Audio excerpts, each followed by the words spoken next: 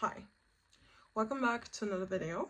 I'm shining, it's golden hour right now, but I wanted to make this video happen and I had to close my window, so I'm really sweaty, I'm not gonna lie. So I have my fan. So today I wanted to talk about growing up in Germany or in a Western country as a Black woman, and how it impacts you, your dating life, and how you perceive yourself in regards to attractiveness. To be honest, like, I was raised and I live in Germany, so I was never, and I'm still not, obviously, the beauty standard here in Germany. And growing up, it really affected me because when you're younger, the only way you can assess your attractiveness is by having suitors, in a way, having people actually tell you, or having, in my case, boys being interested in you, which did not happen to me when I was in school.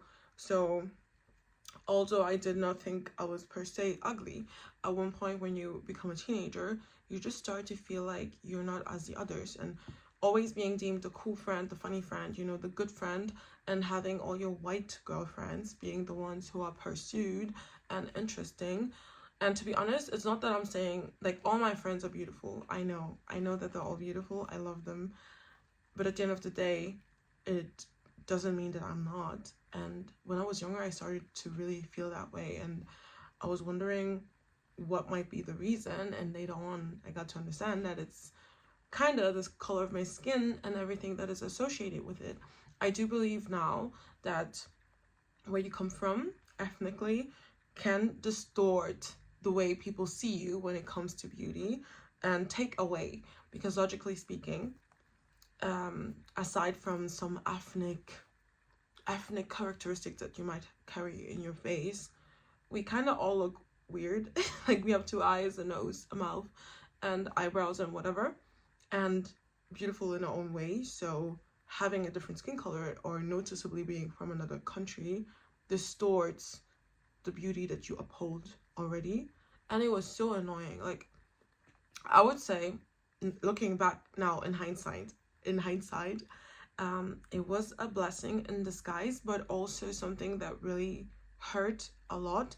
Because a blessing in a sense that I did not have the chance to be in potentially bad relationships or date someone who wouldn't last. And this coming from a girl who always wanted to have only one boyfriend and then marry this person, which did not work out, but whatever.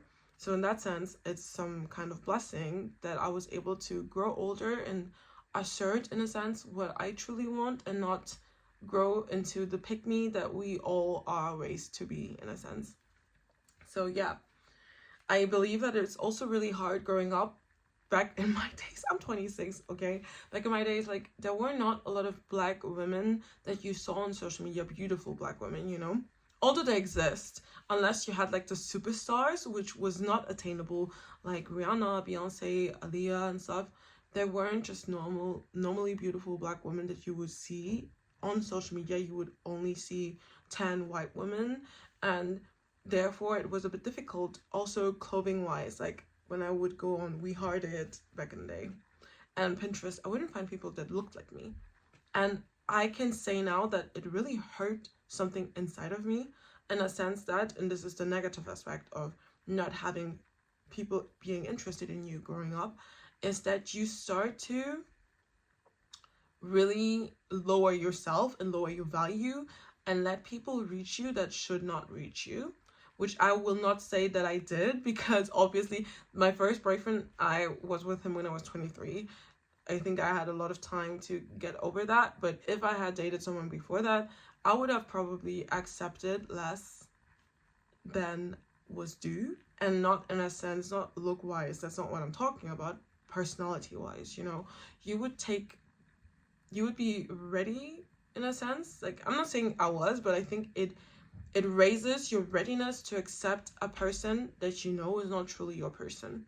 So these are the negative aspects, like, aside from just feeling like you're not good enough, hating your nose, hating your ethnic features that you totally shouldn't. But the thing, sorry, I wrote on my whiteboard in points what I want to talk about. Black man, yeah. Oh, my days. But let's enter the social media section, okay? Because we started from the realities growing up. Now we go into the social media section. Also growing up, but you're like in your late teens, early 20s. You're on social media, on Instagram, on YouTube especially. On YouTube, I would see so much content of black men tearing down black women, and there were a lot of colorist ideals that were present, so they would really tear down especially dark-skinned black women, and it just distorted this picture inside of me. But I'm so grateful that I was surrounded, that I got to know a lot of beautiful dark-skinned black women, because obviously I'm lighter skinned, so I wouldn't fall into this picture, but still I felt spoken to, because at the end of the day I was like, what does my skin color have to do with anything? You're basically saying that black women in a sense are ugly, which they're not, that they're wretched, which they're not, that they're ghetto and everything, which they're not. I mean, it's so easy for these type of black men on social media to tear down black women, to put them all in a box and just run with it. And when they meet crazy white women, which all white women are not crazy, they would act like these are outliers and just instances of random white women who fetishize black men that are probably crazy. And with black women, that were just able to run with this generalization and act like we're all a monolith. And I'm like, do you understand human beings? Do you understand that groups don't work like this? Black, I use the term black as a political term, and by black I mean people who have African descent. So Afro-Latinos, Afro-Americans, Afro-Asians, Africans from the diaspora, and Africans who still are in the continent, on the continent. And it was just so crazy to me, because I felt attacked by people who should know how it feels to not be the ideal, because black men in their own right also probably lived through these dating disasters, I would say, or not being seen as the ideal type. I believe it's a bit different for some black men, because black men were always fetishized, you know, in what way I mean. So I do believe that there is like a difference. Although with black women, they were also sexualized, because from an early age you are showcased as being this wild person and back, and like, you know, this idea of being exotic, which is also crazy. So there were a lot of downfalls regarding being seen as attractive and dating as a black woman, especially in a Western country in Germany. But the thing that changed everything for me, there were two things. Number one was I went to Benin, my home country, in 2023 for the first time after 15 years or something. And there, all of a sudden, I was hot commodity, guys. I was hot commodity all of a sudden. Like, there were a lot of boys, and I think people in some African countries, at least in Benin, are more forward. So they actively flirt with you. They're not scared. Like, they really show that they're interested. And so there were a lot of people, like, running after me in a sense. And to be honest, all of a sudden I had like a lineup of fuck boys, to be honest. Frick boys, can I say this? Of frick boys behind me, which was not ideal also, and which also made me understand that at the end of the day, it's not important for me to be attracted to everyone, because I am someone who is only looking for this one person. But it still helped. It really helped the ego to understand, because for me it was just so eye-opening. It was like, okay, so I'm not necessarily the problem. The problem is where I am. And I'm not even saying the whole of Germany, because it could literally just be another place in Germany where you are received in a much better way. It's who you surround yourself with, is what you take in. It can change everything, okay? In that sense, these were the true realities that I lived through. And another thing that really helped was I started really curating my social media, what I heard, what I saw. So on my Pinterest, you will see a lot, like 80% black women of all shades, okay? A lot of dark-skinned black women, light-skinned black women, mixed people, like everything, you know, you will see everything. I would curate my social media in a way that I would see a lot of POC people, to be accommodated, to have this be my norm. And once you start doing this, you see, we look pretty good. We look pretty amazing, I would say, like every human being. And acknowledging that black women are beautiful is not diminishing other groups' beauty. It's just stating a fact. It's just stating something that is normal. And I got to learn that. And what helped after that was also to understand that I am allowed to have standards. I don't have to act like I don't have to go on any social media interview and tell people that I'm a 10 out of 10, because I'm God's creation, I'm fine, but let's not lie. Let's not lie to ourselves. But I would say that I'm a good person and a decent looking person, and the standards are not necessarily in regards to my looks, but the standards that I will uphold to the person I will let into my life are based on beliefs, like having faith, being a man of God, you know, being someone who cares about family, who is smart, stuff like that. And obviously I can be for me, but tastes also change from person to person, because later on I got to meet a lot of people that actually have black women as their preference. Yeah, like dark-skinned black women, light-skinned black women, just black women in general. And that was also so beautiful to see, to be in rooms where I will say in this case we are the preference, because, well, the boys I talked to were a friend of mine, so there's no romantic anything.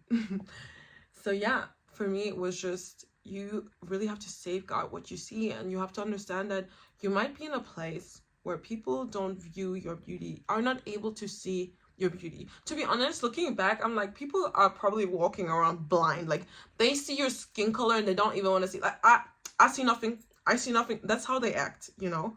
But at the end of the day, what matters is that you see your beauty. And I already made a video where I talk about how to actually glow up. And at the end of the day, what matters is you take care of yourself. You know what fits you clothing-wise. You do good for yourself, and you take care of your brain, your health, and everything. And you go out into the world with confidence, with, I don't want to say attitude, but you know what I mean, with this aura of confidence, and knowing who you are, and knowing that you are a worthy person. I love how the lightning changed throughout the video. Well, anyway, so it was really hard growing up, I'm not gonna lie. It was really painful. I'm also happy that I did not quite understand when I was younger that it might be because of my ethnicity. But I am also happy about the women that, in a sense, this pain aided me become. Because I am, and I don't want to say I'm a strong black woman, because we always tell black women that they're strong. I would say that it made me more mature, and also enabled me to be able to see different perspectives, to understand that just because one group of people does not deem me attractive doesn't take away from my attractiveness. It's just them, and I do not have to surround myself with these type of people. And this is something that I want every black girl to understand. This person might think you're ugly. Wow, cool, on to the next one. Don't surround yourself with these types of people, especially when you're older and you have the ability to choose who you surround yourself with. Do it for yourself. Like, respect yourself, dude. Honestly, I'm telling you, you're a beautiful girl, but take care of your hair, take care of your skin. Like, put on that lotion and that sunscreen, but take care of your hair. Because I see like, I give workshops in schools, and sometimes I see little black girls, either they have amazing hair, like beautiful hairstyles, and sometimes I just see them like, nobody took care of your hair. Like, just, what the heck, take care of yourself, and force your parents to take care of you if you're younger. And if you're an older sibling, look after your sisters, tell them how to take care of themselves. We should teach each other to respect ourselves, and how we should actually go out into the world in a way that we are so confident about who we are that we do not need external validation anymore, because we know the work that we put into us. You know, for me, it's the little things, like having my nails painted, like having some jewelry that I love, having my hair. Okay, my hair is not great right now, but it's still good enough. Like, it's clean, you know. I need to wash it. It's not clean, but it's a clean look. Like, the jewelry, everything, you know. My lip gloss. Anyways, I hope you enjoyed this video, and on to the next one. I think I'm gonna deem it the series of how to beat racism and what it does to us mentally. I'm sweating so much, like, you don't understand. You don't understand, but honestly, fit look, the fit is fitting. It's just a bit see-through. Okay, well, have a good day and see you soon. Bye bye.